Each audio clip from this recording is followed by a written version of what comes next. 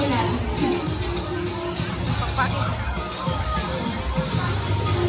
Ako man ang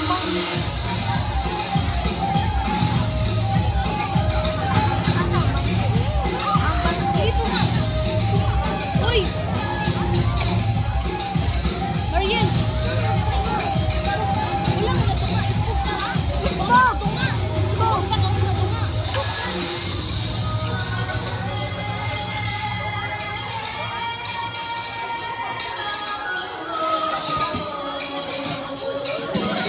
Ay, ikaw na dito.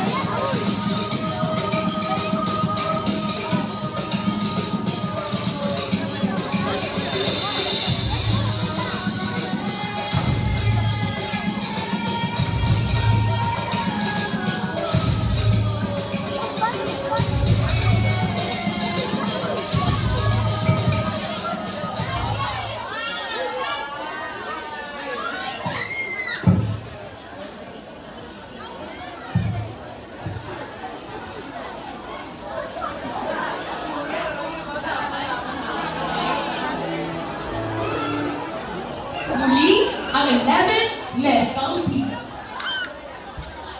Magandang araw sa ating lahat. Ngayon, ating matutunghayan ang mga kasaysayan, makabuluhan, at katangi-tanging pagsasadula ng makabayaning buhay ni Dr. Jose P. Rizal. Sana ay inyo itong kakapulutan ng aral at saya. Narito na ang aming kwento na pinamagatang ang huling sandali ni Rizal, isang pagsulyap sa puso ng bayani. Sa madaling araw ng Disyembre 30, 1896, isang trahedya ang bumalot sa bagong bayan.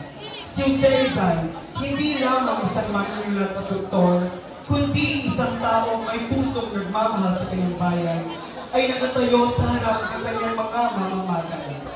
Sa kabila ng paratang ng sedisyon, ang kanyang mga mata ay puno ng pag-asa para sa kinabukasan ng Pilipinas. Bago ang kanyang huling sandali, isinulat ni Rizal ang Ni Ultimo Adios, isang tula na nagpapahayag ng kanyang pag-ibig sa Pilipinas. Sa bawat linya, damang-dama ang kanyang pangarap na makalaya ang kanyang mga kababayan mula sa pangangapit. Sa kanyang pagkahulog, hindi lamang isang buhay na wala, kundi isang ilaw na nagbigay liwanag sa mga susunod na henerasyon. Ang kanyang kamatayan ay nagbukas ng mga puso at isipan sa katotohanan. Nagpudyok sa mga Pilipino na ipaglaban ang kanilang karapatan at kaliyaman. Si Rizal ay hindi lamang isang bayani, kundi isang tao na nag-alay ng kanyang buhay para sa kanyang bayan.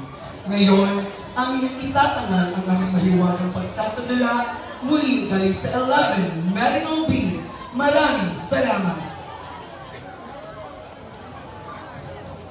Sa bawat titik na aking naisulat, nadarama ko ang pitik puso na ilang bayan. Kung ito na ang aking huling paalam, naway maging gabay ito ng mga kabataang Pilipino upang mahalin at bigyan, upang mahalin na kalagahan nilang bayan. Biyutin mo, Diyos, Pilipinas.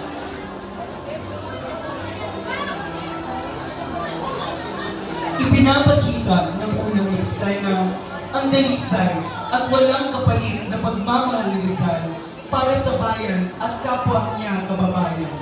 Na sa pamamagitan ng kanyang pagsulat, ipinapakita niya ang pagtatanggol at pag-aalala niya sa kalayaan ng kanyang kapwa Pilipino.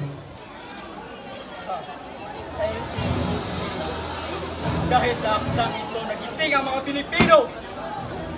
Hindi na sila sunod-sunuran. Hindi na ako papayag. Tawagin ang mga general.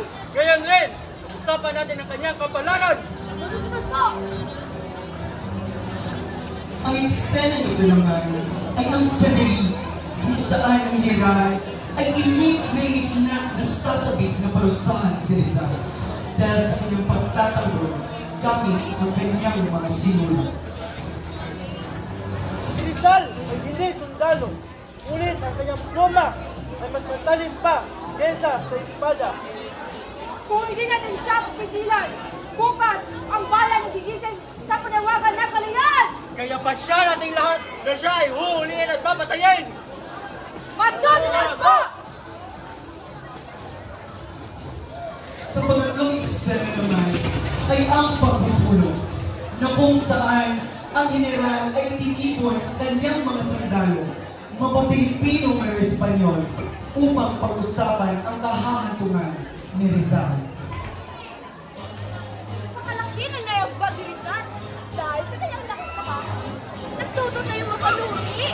Oo, parang ilang sa dilim ang kanyang mga sulat. Tama kayo mga pinipili. Mga sundalo, ng isang patungo. Jose Rizal, sa utos ng aming kapitan, siya ay huhulihin!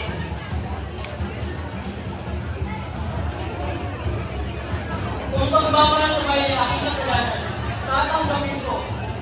Tandaan nyo, hindi makakalimutan ng buong Pilipino na namangyan ka ng Pilipinas. Pustahan niyo siya!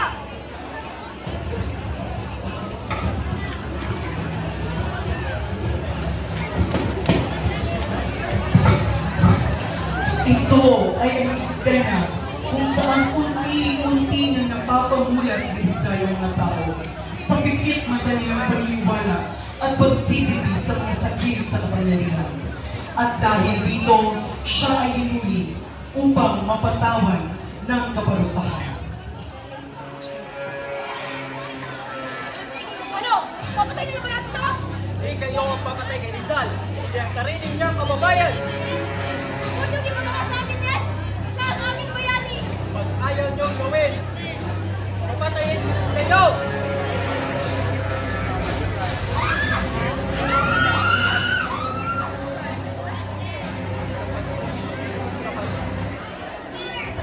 Sa pagbilang ko ng 3, pumutok niyo!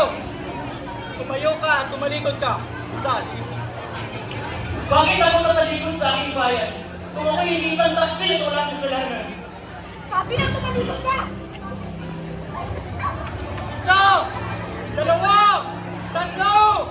Tish! Tish! Tish!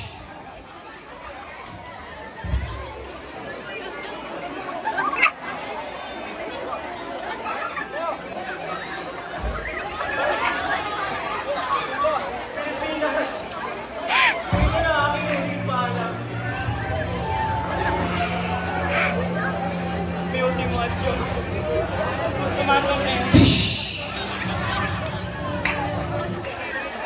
Ito ay ang napaka-panapanabik na huling eksena kung saan si Rizal ay iniharap na sa mga mamamatay niya upang masentensyahan ng parusang kamatayan.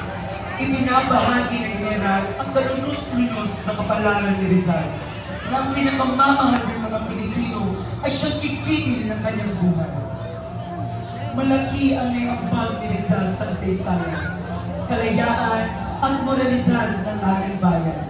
Unti-unti niyang ipamulat sa lahat ng mga Pilipino kung ano ang totoong kalayaan ang nararapat para sa kanila. Bagaman siya may kinikitilan ng buhay, mananatiling simbolo ang kanyang mga aklat sa kanyang tunay at walang bahid na kasamaang layunin para sa bayan at sa kanyang kapwa. Naway, maging simbolo sa atin ang mga istorya ito upang maipakita ang tunay na pagmamahal sa Pilipinas, di lang sa salita, kundi pati na rin sa gawa. Sabi nga ni Rizal, kabataan ay ang pag-asa ng bayan. Isipin natin na sa bawat desisyong ating gagawin ay nakasalalay dito ang kahihinatnan ng ating buhay sa kasalukuyan at hinaharap. Naway, maging instrumento ang aming pagtatangay upang ating makamtan ang talim ng talisay at makataong puso ni Rizal na handang-handa gawin ang lahat para sa bayan. Ang mamatay ng dahil sa iyo. Kahit mahirap kang ipaglaban, patuloy ka pa rin namin pipiliin, Pilipinas. Sana ay may natutunan kayo sa aming itinaghan ngayon mula sa kasaysayan at kalagahan ng buhay. Muli, kaming 11 Medical Bay, maraming salamat at paalam.